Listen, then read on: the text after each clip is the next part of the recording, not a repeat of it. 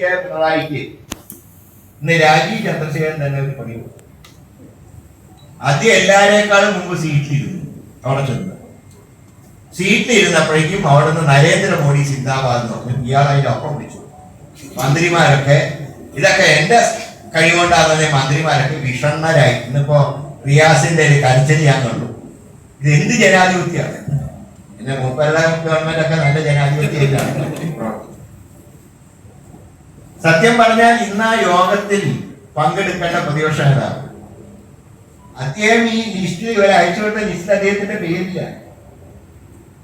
ഇന്നത്തെ എങ്ങനെയായിരുന്നു ഇന്നത്തെ ചടങ്ങ്? പ്രധാനമന്ത്രി ഉദ്ഘാടനം, മുഖ്യമന്ത്രി അധ്യക്ഷൻ, സ്വാഗതം വി.എൻ. വാസവൻ. ഈ മൂന്ന് പേർക്കല്ലാണ്ട് നാലാമത് സ്റ്റേജിലിരിക്കുന്ന ഒരാൾക്ക് പ്രസംഗമില്ല. സ്ഥലം എം പി ശശി തരൂര് സ്റ്റേജിലിരിക്കുക, അദ്ദേഹത്തിനെ വിളിക്കുന്നില്ല. സ്ഥലം എം.എൽ.എ. വിൻസെന്റ്, അദ്ദേഹത്തിന് പ്രസംഗമില്ല. അതേ സ്റ്റേജിൽ ഒരു പഞ്ചായത്ത് അംഗം പോലും അല്ലാത്ത രാജീവ് ചന്ദ്രശേഖരനുണ്ട്. അപ്പൊ രാജീവ് ചന്ദ്രശേഖരനും പ്രതിപക്ഷ നേതാവിനും എം പിക്ക് എം എൽ എക്ക് ഒരേ സ്റ്റാറ്റസ് എന്ന് പറഞ്ഞാൽ ഇതിനാരാ കൂട്ടുന്നത് കൊടുത്തത്? മുഖ്യമന്ത്രി സമ്മതിച്ചിട്ടുള്ള ഏർപ്പാടല്ലേ? ലോക്കൽ എം എൽ എയും എം പിയെയും പങ്കെടുപ്പിക്കാതിരിക്കരുത്. ഞാൻ ഉമ്മൻചാണ്ടിയായിരുന്നു മുഖ്യമന്ത്രി, പറയില്ല അദ്ദേഹം സ്ഥലം എം പി പ്രസംഗിക്കണം, സ്ഥലം എം എൽ എ പ്രസംഗിക്കണം.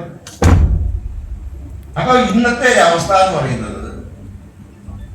ഒരു ജോലിയും ചെയ്യാത്ത ആളുകൾ എല്ലാം തട്ടിയെടുക്കാൻ നോക്കുന്ന ഒരു കാലഘട്ടം. പുതിയ വാർത്തകളും വിശേഷങ്ങളും ഇനി വിരൽ തുമ്പിൽ. എല്ലാ ഡിജിറ്റൽ പ്ലാറ്റ്ഫോമുകളിലും ഇപ്പോൾ സീ മലയാളം ന്യൂസ് ലഭ്യം.